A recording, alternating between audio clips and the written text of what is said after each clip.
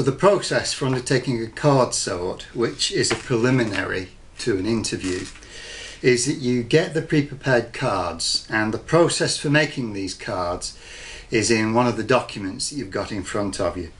And what you do is you get the cards and you would randomly spread them out over the desk in front of the person who was about to undertake the card sort.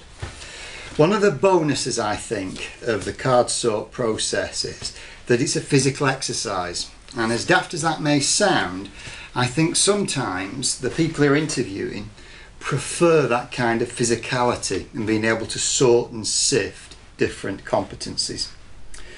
So the first stage is to get the candidate just to become familiar with the main headings on the cards.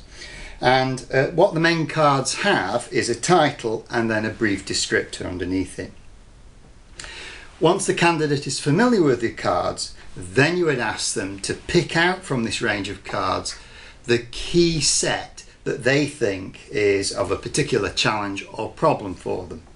And in this first system, you don't constrict the number, you don't say how many, you just get them to identify what they think are the key or principal challenges. Once the initial sort has been completed, you'd then ask them to do a second sort. And these are the cards that present no real challenge to them. They find the particular skill or competency relatively straightforward. Once the card sort has been completed, you would then get the cards that the candidate has identified as key or principal weaknesses, and then you'd ask them why, what was the background to this, what are the challenges that they experience with this particular competence.